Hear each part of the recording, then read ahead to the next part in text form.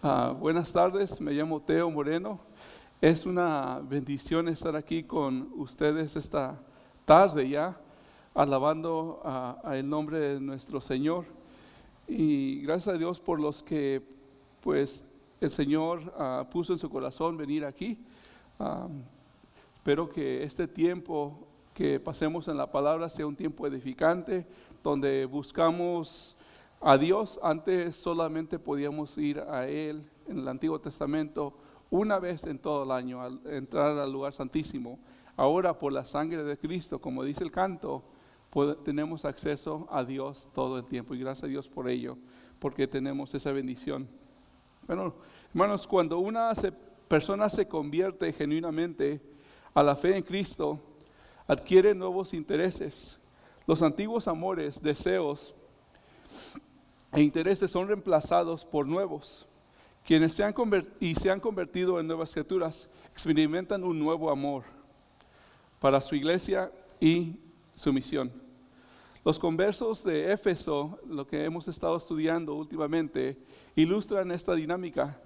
Los efesios amaban muchas cosas: los deportes, el teatro, los ídolos, especialmente a su diosa famosa Artemisa o Diana, que en la actualidad pues hay una película que se llama La Mujer Maravilla. Bueno, eso viene de ahí, ¿no?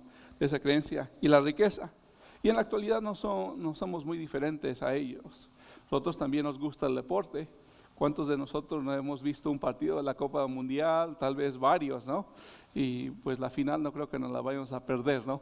Pero bueno, así como ellos tenían sus ídolos, cosas que querían, pues cuando Cristo llegó cambió muchas cosas. Pablo predicó el Evangelio y el Espíritu Santo abrió los ojos de muchos en esta ciudad. Experimentaron un cambio en sus afectos, en las cosas que ellos querían. Es como cuando un joven adolescente, o nosotros cuando éramos adolescentes, nos enamoramos por primera vez. Para algunos de ustedes han sido décadas, algunos de ustedes todavía no lo experimentan, ¿no? Pero si han visto esto, hay un cambio enorme en el joven, ya sea hombre o mujer. Lava el auto, si tiene auto, empieza a ponerse colonia o perfume suficiente para causarle náusea a algunas personas, ¿no? ¿Por qué? Porque tiene un nuevo amor. Es posible que sus padres le hayan dicho cientos de veces que lavara el auto, que se aseara y que consiguiera un trabajo, pero con este cambio, con este nuevo amor, ha cambiado sus intereses. Ya no tiene que decírselo. Él quiere hacer estas cosas porque ha experimentado un cambio en sus afectos, en su amor. Y eso es lo que sucede cuando conocemos a Jesús. Solo que es en un sentido mucho mayor. Cuando los afectos cambian, cambia todo en nuestra vida. Cuando Cristo se vuelve nuestro primer amor, todos los demás amores son secundarios. Aún por nuestros hijos, por nuestro cónyuge. Amamos a Dios porque Él nos amó primero. Así que para esta mañana el pasaje que vamos a ver está en Hechos capítulo 19. Lo que quiero que se lleven es que Cristo tiene el poder para restaurar y transformar vidas al ejercer su autoridad sobre la sociedad, especialmente empezando con nuestra vida. Abran sus Biblias, por favor, a Hechos 19. Les pido que se pongan de pie, si pueden, en honor de la lectura de la palabra de Dios. Como decía el hermano Rey, si no tienen Biblias, hay Biblias ahí enfrente donde están sentados en español, disponibles que pueden usar. Y si no tienen Biblia en su casa, queremos dársela como regalo. Voy a leer Hechos 19, versículos 1 en adelante. Dice así, versículo 11 en adelante. Dios hacía milagros extraordinarios por mano de Pablo, de tal manera que incluso llevaban pañuelos o delantales de su cuerpo a los enfermos. Y las enfermedades los dejaban y los malos espíritus se iban de ellos. Pero algunos de los judíos, exorcistas ambulantes, trataron de invocar el nombre del Señor Jesús sobre los que tenían espíritus malos, diciendo: les ordeno que salgan en el nombre de Jesús, a quien yo predico. 7 hijos de un tal Esceva, uno de los principales sacerdotes judíos, eran los que hacían esto. Pero el espíritu malo les respondió: a Jesús conozco y sé quién es Pablo, pero ustedes, ¿quiénes son? Y el hombre en quien estaba el espíritu malo se lanzó sobre ellos y los dominó, y pudo más que ellos, de manera que huyeron de aquella casa desnudos y heridos. Supieron esto todos los habitantes de Éfeso, tanto judíos como griegos. El temor se apoderó de ellos y el nombre del Señor Jesús era exaltado. Gracias a Dios por su palabra. Pueden tomar su lugar. Permítanme orar. Padre Celestial, gracias porque tu palabra tiene el poder para transformar a la sociedad, Señor. Gracias porque ese poder no está en nosotros y porque tu obra continúa a pesar de que te fallamos, Padre Celestial. En esta mañana queremos venir delante de ti agradecidos primeramente por las muchas bendiciones que tú nos has dado, por la armadura de Dios que tenemos, que Cristo proveyó para nosotros, Señor, y porque en Cristo también tenemos la victoria. Pero Padre, hay algunas áreas en nuestras vidas que necesitan ser transformadas por tu amor. No que no tenga el poder, Señor, sino que no hemos querido someternos completamente a ti. Así que, Señor, enséñanos a través de este sermón qué áreas hay en nuestra vida que necesitan todavía ser entregadas a ti, que necesitan ser transformadas por tu amor, por la sangre de Cristo. Y ayúdanos, Señor, a ser de influencia a las demás personas, una influencia positiva. Te lo pedimos y te damos gracias por todo en el nombre de Cristo Jesús. Amén. Bueno, lo primero que quiero que veamos de este pasaje que acabamos de leer es que Cristo tiene poder sobre la enfermedad y los espíritus inmundos. Lucas narra algunos de los milagros que acompañaron el mensaje de Pablo.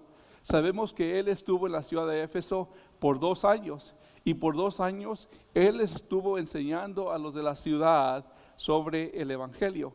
No solamente era el plan de salvación, de que arrepiente de tus pecados y confía en Cristo. Ese es el principio, ese no es el fin. Ese es el principio del caminar cristiano. Entonces, por 2 años estuvo ahí en esa ciudad.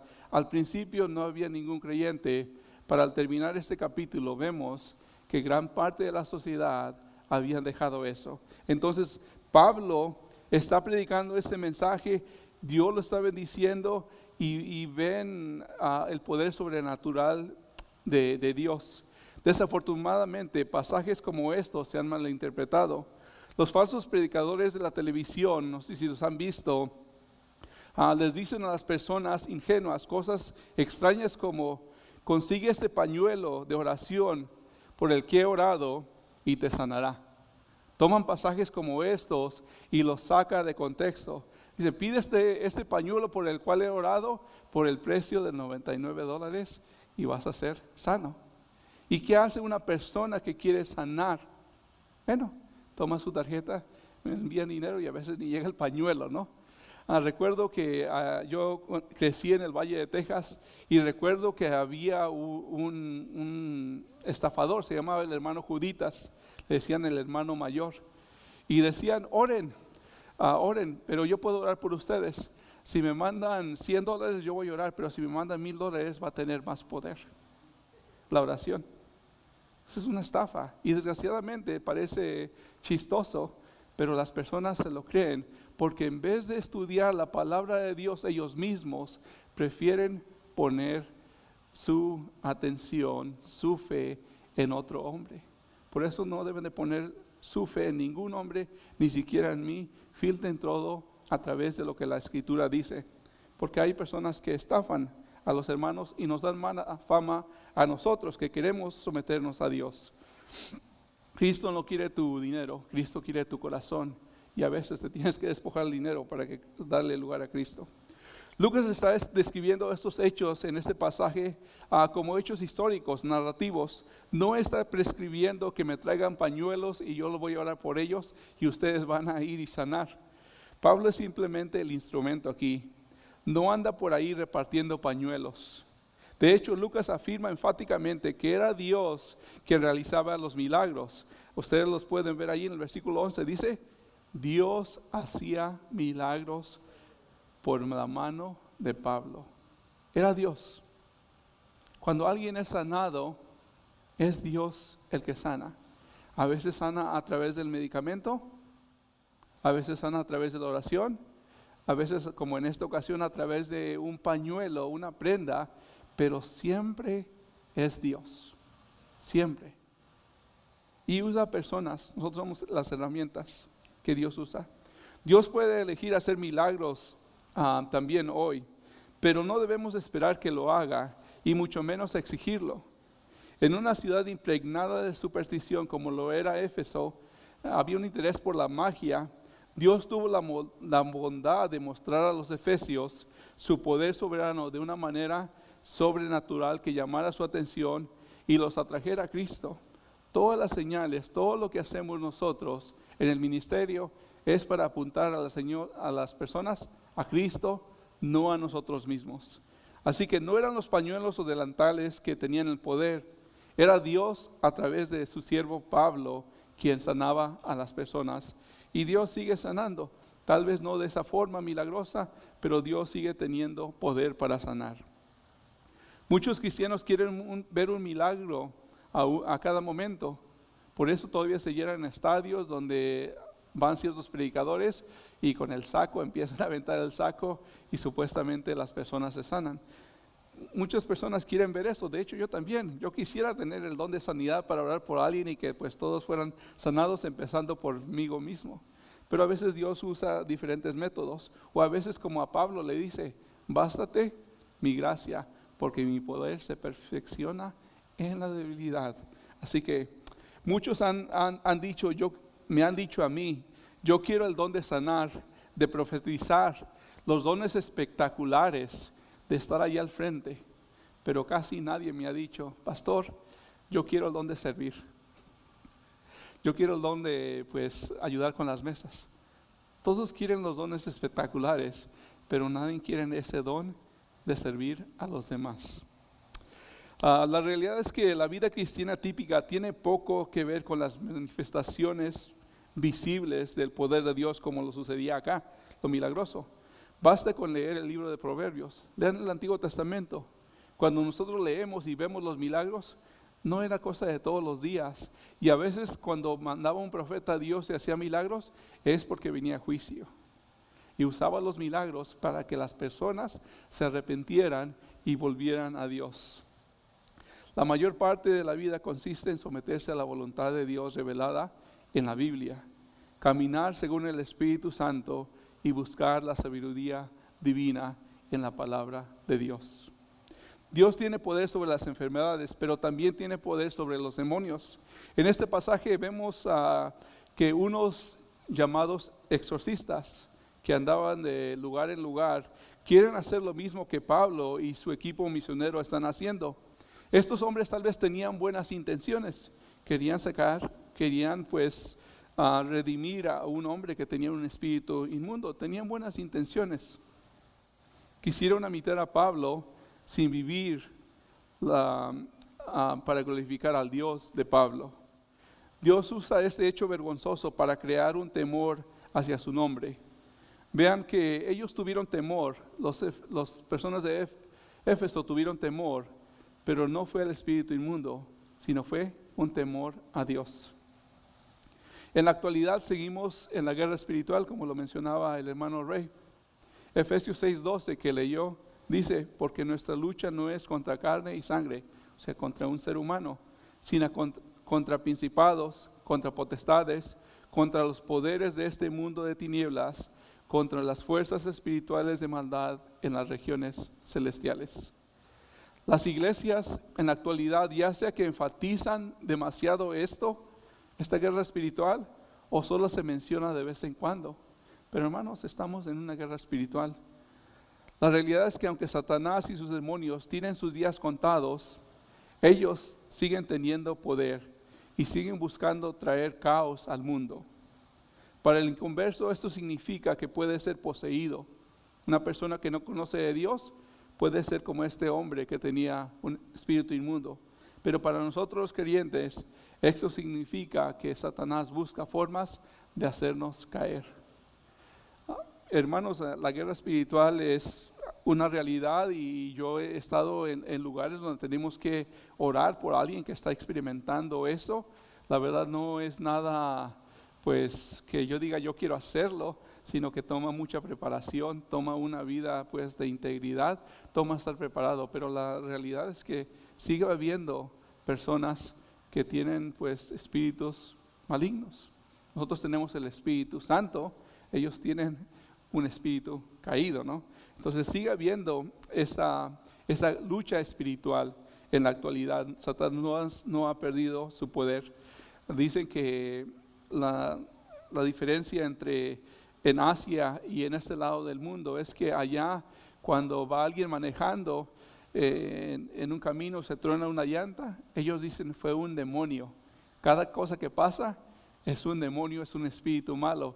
Y de este lado del mundo, cuando va uno manejando y se truena la llanta, dicen voy a demandar a la llantera, ¿no?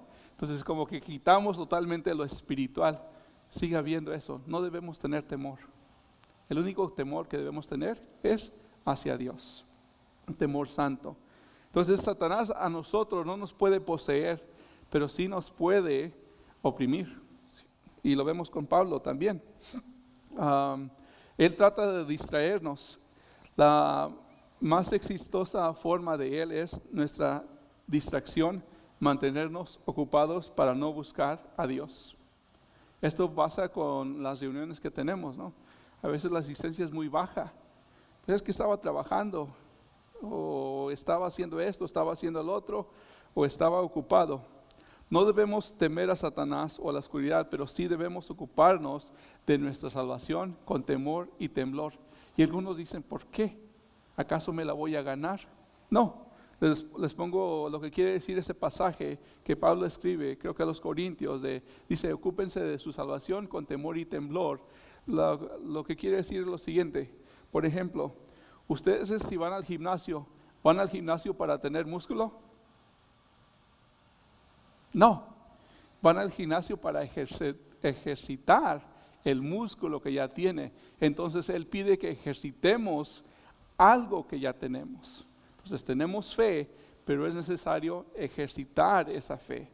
Y obviamente tener temor de Dios. Si no tenemos temor de Dios, vamos a seguir viviendo como vivíamos antes, en las drogas, en el alcohol, la promiscuidad, adulterio, una lengua desenfrenada. Debemos tener ese deseo expresado por el salmista en el Salmo 119, versículos 37 al 38. Dice, aparta mis ojos de mirar la vanidad y vivifícame en tus caminos. Confirma a tu siervo tu palabra, que inspira reverencia por ti. Todos, no traje mi celular, bueno, allá está abajo. Todos tienen un aparato digital. Todos aquí probablemente tienen un aparato digital, al menos que les haya olvidado. Pero miran lo que dice el salmista. En su tiempo no había celulares, pero dice, aparta mis ojos de mirar la vanidad. No había celulares, pero aún así la atención, Satanás quería la atención del mundo. Nosotros batallamos con esto. Estamos en el celular, en la tablet, en la computadora o en la tele. ¿Cuánto tiempo no pasamos ahí? Horas de ver videos o fotos y nuestros ojos como que nunca se cansan de ver esto. Entonces tomemos ese consejo del salmista. Dice, aparta mis ojos de mirar la vanidad. Dejemos a un lado el celular, los deportes, las series en Netflix y busquemos a Dios. Dios manifiesta su poder sobre la enfermedad, sobre los ángeles caídos, con la finalidad de que las personas lleguen a un conocimiento de Él.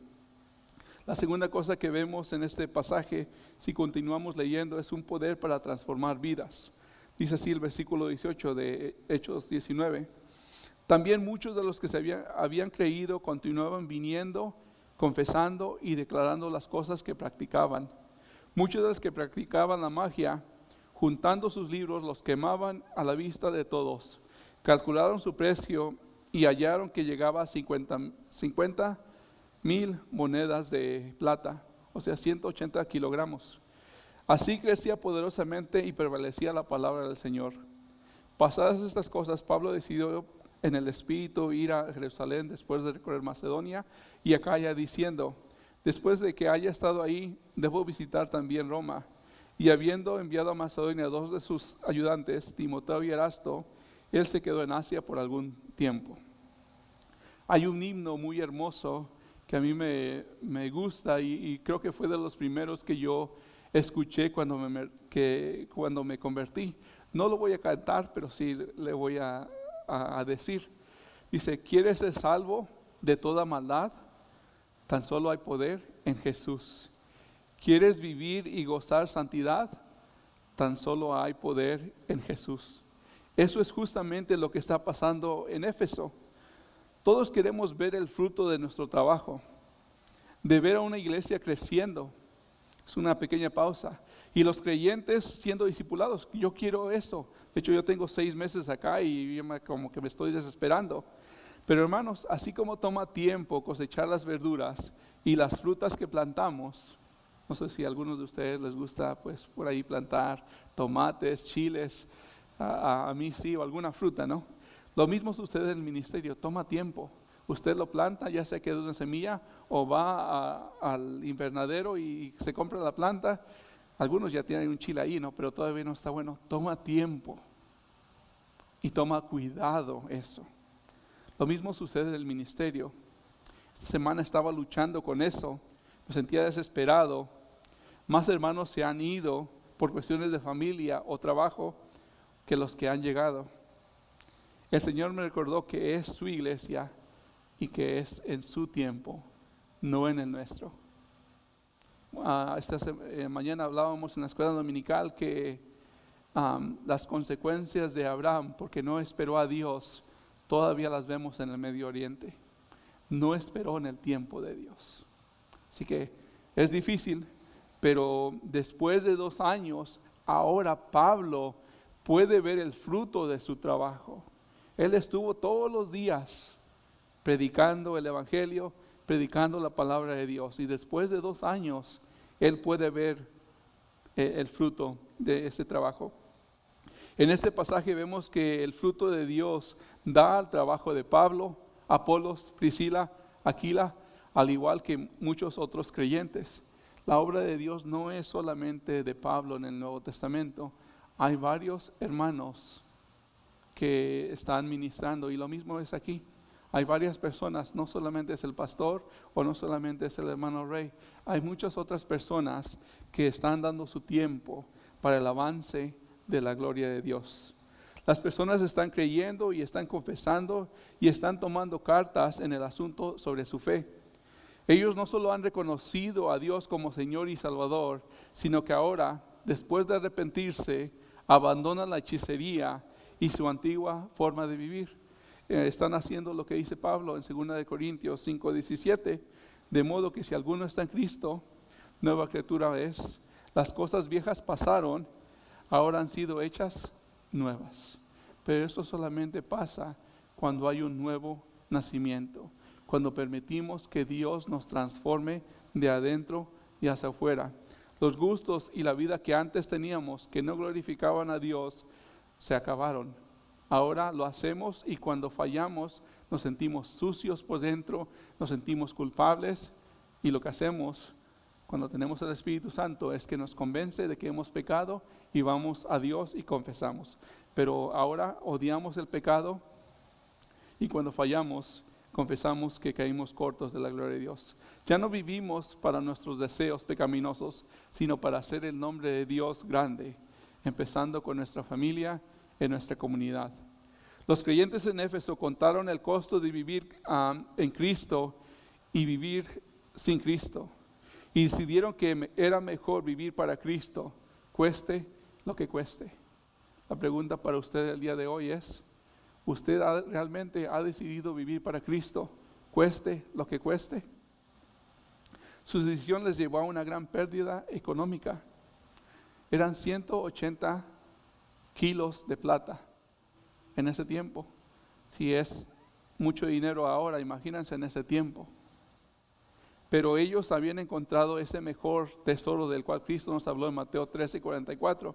Dice, el reino de los cielos es semejante a un tesoro escondido en el campo, que al encontrarlo un hombre lo vuelve a esconder y de alegría por ello va, vende todo lo que tiene y compra aquel campo. El tesoro, la fortuna, la heredad que tenemos en Cristo es mucho mejor que lo que teníamos antes, lo que el mundo nos puede ofrecer si contamos el costo. El mundo no nos puede ofrecer nada mejor que Cristo. Y lo que el mundo nos ofrece es pasajero. Yo esta semana estaba meditando en cómo era mi vida antes de Cristo. Y me decía, bueno, ¿qué hacía los sábados? ¿Qué hacía los domingos? Y decía, no, pues solamente esperaba el lunes. O no, pues esperaba que me fuera a tomar. Y digo, pero yo sabía que era una vida sin propósito. Pero cuando Cristo vino a mi vida, yo digo, me voy a reunir con los hermanos, voy a ir a escuchar de la palabra de Dios, voy a ser edificado. Ahora tiene un propósito. Y tal vez el predicador no sea muy bueno, tal vez la clase no sea muy buena o cualquier cosa, pero es la palabra de Dios. Y ella es la que tiene el poder para edificarnos. La palabra de Dios tiene el poder para transformar tu vida, pero solo se transforma si estamos conectados a la vid. Juan 15, aparte de mí no pueden hacer nada. Así que no puedes hacer tu iglesia ahí en tu casa, solamente tú. Durante la guerra de la revolución era costumbre quemar los puentes después de que las tropas los cruzaran para evitar que el enemigo llegara por detrás, el ejército del enemigo, y para evitar que los soldados desertasen en el furor de la batalla. En una ocasión el general George Washington condujo a sus tropas a través de un puente mientras se acercaba a la batalla. Uno de sus oficiales le preguntó que si debía quemar el puente detrás de ellos. Según los informes, el general Washington vio adelante hacia la batalla y vio atrás el puente y dijo, quemen el puente, ¿es la victoria o la muerte? En Cristo es igual. Ya que es conocido de Cristo, ve hacia enfrente, es el único camino. Atrás solamente hay muerte, destrucción y esclavitud al vicio, al pecado, a una vida sin Dios. Pero es necesario que tú quemes esos puentes. Estos creyentes en Éfeso no habían cortado sus lazos todavía con las cosas pecaminosas anteriores que deshonrarían grandemente a Cristo y obstaculizarían su camino. Así que ese cordón umbilical no había sido cortado.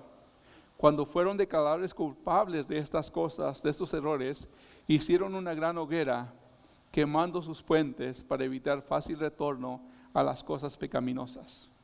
Hoy en día los cristianos serios necesitan quemar también esos puentes hacia previos caminos y secar las cosas pecaminosas de sus vidas.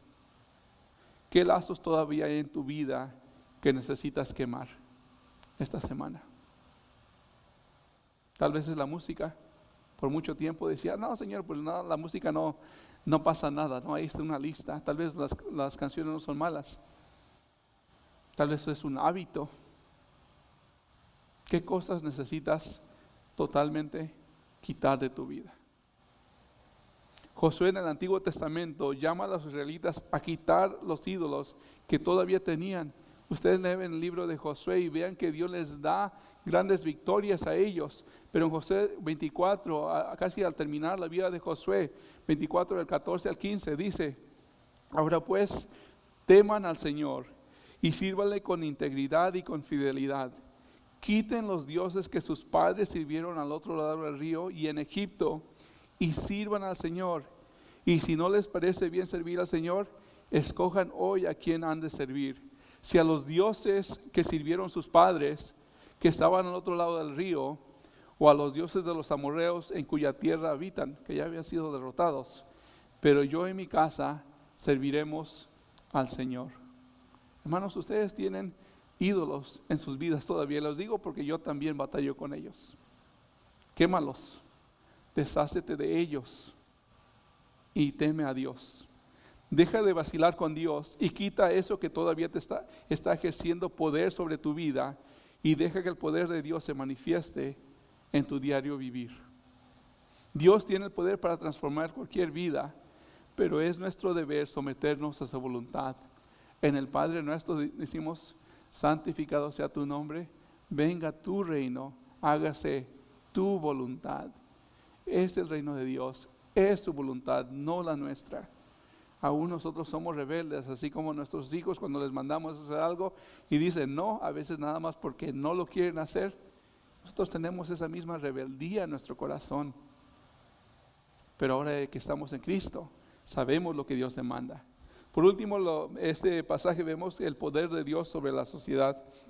En el versículo 23 del capítulo 19 de Hechos dice así: por aquel tiempo se produjo un alboroto no pequeño por motivo del camino, o sea, de los cristianos, de la fe cristiana, porque cierto platero que se llamaba Demetrio, que labraba templecillos de plata de Diana y producía no pocas ganancias a los artífices, reunió a estos junto con los obreros de oficios semejantes y dijo: compañeros, ustedes saben que nuestra prosperidad depende de este comercio.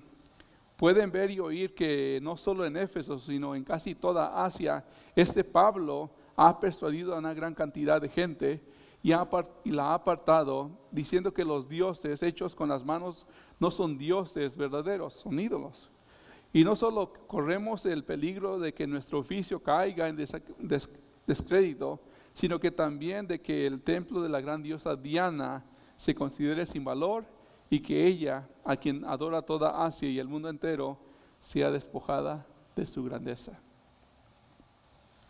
Cuando el verdadero evangelio es proclamado, es predicado, cambian vidas y cambia también la sociedad.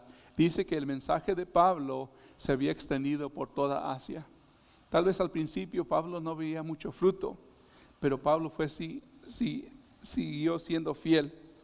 Se ha demostrado la diferencia en lo que sucede en una sociedad antes y después del cristianismo, después de que una iglesia llega y es plantada en un lugar.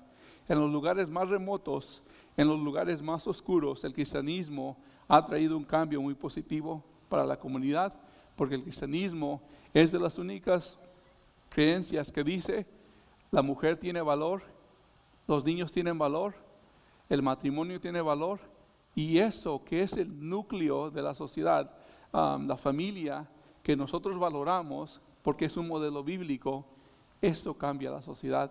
Así que por eso vemos en la actualidad cómo el mundo está atacando a la familia, y como pueden ver, antes se respetaba mucho a los padres y tomábamos su consejo, pero si pueden ver, casi todos los shows es el hijo dando consejo al padre.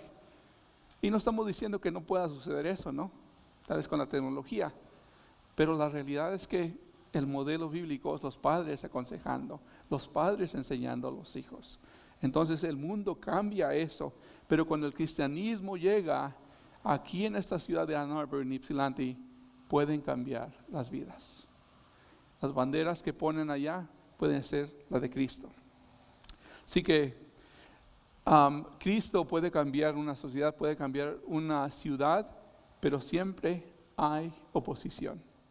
No todos los que escuchan el mensaje quieren dejar a un lado su estilo de vida, especialmente si hay pérdidas económicas. En este pasaje vemos que el evangelio está cambiando la ciudad de Éfeso y que el bolsillo de Demetrio, al igual que su cosmovisión, están siendo afectadas. Los ídolos y dioses de este mundo necesitan ser protegidos. Demetrio dice que estaba preocupado porque el evangelio estaba despojando la grandeza de Diana. Demetrio es una persona que tiene un interés económico, no espiritual. Lo más importante es su bolsillo y no su deidad, aunque lo disfraza para incitar a los comerciantes. Pablo le recuerda a Timoteo lo que debemos tener muy presente nosotros también, porque muchos hemos venido a este país a buscar el sueño americano, a buscar una vida mejor. Dice 1 Timoteo 6:10, porque la raíz de todos los males es el amor al dinero, por el cual codiciándolo algunos, se extraviaron de la fe y se torturaron con muchos dolores. Algunas de las personas que yo he invitado dicen, no, pues el domingo es el día que más gano, por tanto yo no puedo cerrar el domingo. Entonces, ¿qué amamos más? Si tienes un trabajo que te permite, que tienes que trabajar el domingo, tal vez es mejor buscar otro trabajo en el cual puedas descansar el domingo. Es interesante que la frase para amor al dinero, aquí en este pasaje, en Timoteo, sí es Timoteo, ¿verdad? Capítulo 6, versículo 10, viene de la palabra compuesta en griego, koiné, filarguría. Y esta palabra viene de dos palabras, de filos, que es amor, y arguría, que es plata. Entonces, literalmente, el amor a la plata. Y Demetrio y sus amigos amaban la plata, y pues ahí después a Diana también, ¿no? Su diosa. Cuando unos pocos empezaron a creer, este platero, Demetrio, no hizo nada. Su bolsillo no se vio afectado. No fue hasta que su bolsillo se vio afectado que se levantó en contra del camino, en contra de los cristianos. El versículo 28 del capítulo 19 de Hechos dice, cuando oyeron esto, se llenaron de ira y comenzaron a gritar, grandes Diana de los Efesios. La ciudad se llenó de confusión y a una se precipitaron en el teatro. Había un teatro allí en Éfeso que hospedaba creo que a 24,000 personas. Arrastrando consigo a Gallo y Aristarco, los compañeros de viaje de Pablo, que eran de Macedonia, los llevaron ahí. Cuando Pablo quiso ir a la multitud, los discípulos no se lo permitieron. También algunas de las autoridades de la provincia de Asia, que eran amigos de Pablo, le enviaron mensaje y repetidamente le rogaron que no se aventurara a presentarse en el teatro, probablemente lo hubieran matado ahí. Así que unos gritaban una cosa y otros otra, porque había confusión en la asamblea y la mayoría no sabía la razón por la que se habían reunido. Algunos de la multitud pensaron que se trataba de Alejandro, puesto que los judíos lo habían empujado hacia adelante. Entonces Alejandro, haciendo señal de silencio con la mano, quería hacer su defensa ante la asamblea. Pero cuando se dieron cuenta de que era judío, un clamor se levantó de todos ellos, gritando como 2 horas. Entonces por 2 horas estuvieron gritando, grande es Diana de los Efesios. Imagínense, 24,000 personas y todos gritando eso. No quieren escuchar ningún razonamiento. Estas acciones de Demetrio y sus compañeros son tomadas precipitadamente y crean confusión.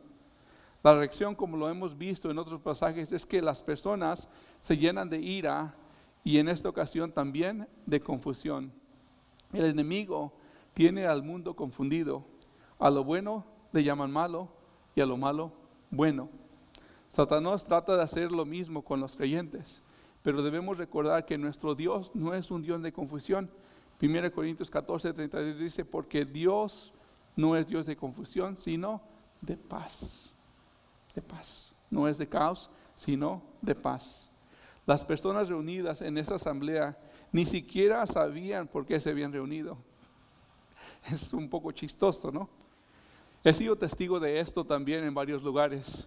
Las personas se empiezan a quejar o ahí hay una multitud y no saben ni por qué están ahí, pero vieron que había un alboroto y todos se fueron a ver el chisme. Es muy común que pase eso. Si ahora, hermanos, aquí podemos aprender algo. Si nosotros vamos a levantar la voz, si vamos a criticar algo, asegurémonos de discipular y presentar cómo se puede resolver el problema. Todos nosotros somos buenos para quejarnos, presentar una queja, pero muy pocos sabemos, bueno, qué solución podemos presentar. Si hay no ignores el grano de la verdad que alguien está diciendo, que puede tener cuando alguien viene contigo y trae una queja. Si hay un poco de verdad, reconócela y decirle, ¿sabes qué? Tienes razón en esto de lo que te estás quejando de los creyentes, de la iglesia. Tal vez juzgamos, ¿no? Pero fíjate que también hay un juicio y ese juicio es de Dios y debemos de tener temor de Dios y debemos de juzgar a las demás personas. Entonces reconoce la verdad que alguien puede traer, pero provee una respuesta edificante, siempre con la finalidad de apuntar a Cristo y exaltar su nombre, no tu postura. Recuerda que las redes sociales no son el mejor lugar para tratar de corregir a alguien. Sé sabio si vas a levantar la voz. He visto que algunos creyentes tratan de defender el nombre de Cristo en las redes sociales y hermanos, ahí no es el lugar. Van a quedar mal ustedes, se van a enojar y no van a exaltar el nombre de Cristo. Así que seamos sabios si vamos a levantar la voz y no creamos confusión como ellos. Como creyentes hemos sido llamados a hacer luz y sal al mundo o a llevarla. Pero esa luz no debe de encandilar a las personas, ni tampoco debemos poner sal en la herida. A mí no me gusta que mi niña con la lámpara a veces anda jugando y me la pone en la cara y me encandila y no sirve de nada, me molesta. ¿O a quién de ustedes les gusta la comida demasiado salada? A ninguno, ¿no? Pero cuando no usamos bien la palabra de Dios y queremos que alguien se convierta en ese momento, lo estamos criticando, en vez de acercarlo a Dios, lo estamos alejando. Tal vez tenemos buenas intenciones, pero alguien dijo, en inglés hay un dicho, dice que el camino al infierno está pavimentado con buenas intenciones, ¿no? Está hecho con buenas intenciones. Entonces, si vamos a predicar la palabra de Dios, seamos sabios. A nadie le gusta que lo encandilen o la comida demasiado salada. No vamos a cambiar al mundo condenándolo, sino ofreciéndoles esperanza en Cristo Jesús. Versículo 35 dice: entonces el secretario, después de calmar a la multitud, dijo: ciudadanos de Éfeso, ¿hay acaso algún hombre que no sepa que la ciudad de los Efesios es guardiana del templo de la gran Diana y de la imagen que descendió del cielo? Puesto que estos hechos son innegables, deben guardar calma y no hacer nada precipitadamente, porque han traído a estos hombres, a los creyentes, los compañeros de Pablo, que ni roban templos ni blasfeman a nuestra diosa. Así pues, si Demetrio y los artífices que están con él tienen queja contra alguien, los tribunales están abiertos y los procónsules dispuestos. Presenten sus acusaciones unos contra otros. Pero si demandan algo más que esto, se decidirá en esta asamblea, en una asamblea legítima. Porque ciertamente corremos peligro de ser acusados de crear problemas en relación con lo acontecido hoy, ya que no existe causa justificada para esto. Y por ello no podremos explicar este alboroto. Tenían que dar cuentas a Roma. Y habiendo dicho esto, los despidió la asamblea. Hermanos, sabemos que vivimos en un mundo lleno de oscuridad, donde hay políticos, donde hay policías, autoridades corruptas. Pero podemos confiar que aunque en medio del caos y la corrupción, hay personas que tratan de hacer su trabajo con integridad y seguir el proceso legal.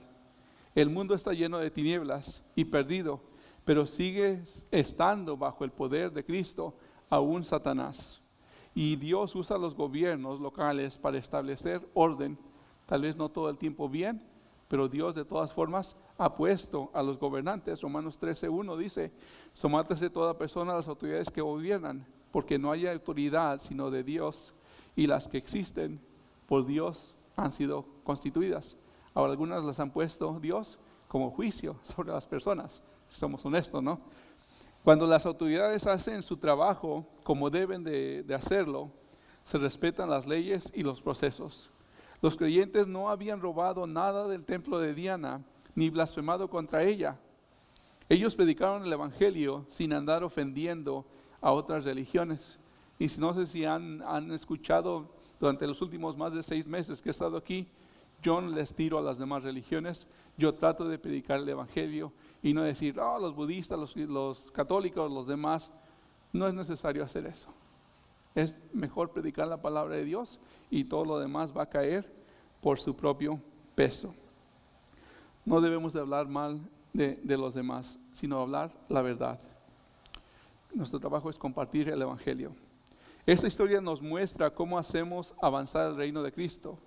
No es mediante las armas, la fuerza ni la violencia. Un mensaje que el mundo no ha entendido en la actualidad. Quieren hacer leyes que se respete la Biblia, que se lean todo, y para mí creo que son leyes excelentes, muy buenas, ¿no? Pero las personas a la fuerza, Dios no quiere nada. Debemos orar por buenas leyes, pero solamente no hay ninguna ley que pueda cambiar el corazón humano. solamente el Espíritu Santo. Y cuando nosotros tratamos de hacerlo, somos de tropiezo. Pablo predica el Evangelio, la gente se convierte, renuncia al pecado y a la idolatría y toma cartas en el asunto, queman esas cosas que tenían poder sobre ellos todavía y valor. Y por el poder del Espíritu Santo, todo el orden social se ve transformado. No subestimes el poder del Evangelio. Sigue exaltando a Cristo en tu comunidad llena probablemente de ídolos. Así que, ¿cómo podemos aplicar esto? Sigue compartiendo tu fe. Así como los ciudadanos de Éfeso estaban confundidos, el mundo sigue confundido. Quiere todo lo que Dios ofrece sin Dios, y eso no es posible. El mensaje del Evangelio trae claridad a este mundo. La luz de Cristo puede cambiar nuestra sociedad, pero empieza pequeña, tan pequeño como un grano de mostaza. Pero cuando crece, tiene el poder para cambiar a toda una ciudad. Comparte lo que has creído con tus amigos. Hay personas que están buscando algo más en esta vida. Lo que el mundo les ha ofrecido no es suficiente. No estamos a enseñarles a ser religiosos, sino a una fe genuina en Cristo. No te preocupes de convertirlos. Nuestro trabajo es solamente compartir el Evangelio. El Espíritu Santo convierte. Tal vez no tienes vecinos hispanos en tu comunidad, pero la nacionalidad no debe de ser una excusa para no compartir el Evangelio. Si sabes un poco de inglés, habla como lo hace el hermano Salvador. Cristo pidió a sus seguidores compartir las buenas nuevas con todos, no solamente con los israelitas. Así que comparte tu fe, lo que sabes. Y segundo, deja los ídolos. Nosotros como creyentes ya no tenemos, o espero que ya no tengamos ninguna imagen en nuestra casa a la cual nos arrodillábamos antes. Antes de Cristo yo prendía la veladora a una imagen. Ahí la tenía. Y pues oraba y ahí le dejaba la veladora para que supuestamente pues continuara mi devoción, ¿no? Eso es cosa del pasado. Así que sigue habiendo cosas creadas a las cuales nos arrodillamos nosotros. Puede ser el celular, la televisión, el trabajo o tu familia, el dinero, el sexo, las drogas, el alcohol. Cualquier cosa o persona que toma el lugar que solo a Dios le corresponde es un ídolo. Un ídolo demanda nuestro tiempo, nuestro esfuerzo y nuestra adoración. Adoramos las cosas en las que más pasamos tiempo. Así que esta semana te voy a dar tarea. Haz un inventario de las cosas que haces durante la semana y pídele a Dios que te revele los ídolos que todavía hay en tu corazón. De la misma manera, pídele a Dios que quite estos ídolos y que los reemplace con cosas que glorifiquen a Dios consigo mismo. Si no reemplazas a esos ídolos con Dios, van a volver, van a regresar. Lo primero es dejar ídolos, es dejar que Dios te dé a conocer cuáles son los ídolos que tenemos en nuestra vida. Lo segundo es sacarlos a la luz con el Evangelio y también pedirle a Dios que tome ese lugar que solo a Él le corresponde. Así que toma tu cruz y sigue a Cristo. La cruz era un símbolo de muerte. Da muerte a esos ídolos que hay en tu vida. Oremos, hermanos. Padre Celestial, gracias porque tu poder transformador transformó primeramente la vida de Pablo, Señor, una persona que odiaba a la iglesia, odiaba el camino a los creyentes, los arrastraba, estuvo ahí en la muerte de Esteban, Señor, uno de tus siervos, pero Señor, después cambiaste, transformaste su vida y lo usaste para llevar tu evangelio a las diferentes partes de Asia, del Imperio Romano. Señor, nosotros no somos Pablo, no somos Pedro, ni ninguno de esos apóstoles, pero somos tus hijos. Hemos recibido el Espíritu Santo, Señor, y queremos seguir compartiendo ese mensaje de salvación porque la misión no ha terminado. Así que danos oportunidades esta semana en nuestro ir y venir, en nuestro trabajo, en los lugares que frecuentamos, Señor. Danos oportunidades para poder platicar de la única verdad que existe y que puede cambiar la vida de cualquier persona. También pedimos, Señor, que a través de la semana reveles los ídolos con los que todavía batallamos. Todos tenemos ídolos, Señor, así que tráelos a nuestra mente, Señor, y queremos quemarlos, queremos ponerlos a un lado atrás, queremos quemar ese puente. Así que, Señor, en tu misericordia, ayúdanos, límpianos de adentro hacia afuera, Señor, de las cosas que aún valoramos, que no te glorifican. Te lo pedimos y te damos gracias en Cristo Jesús. Amén.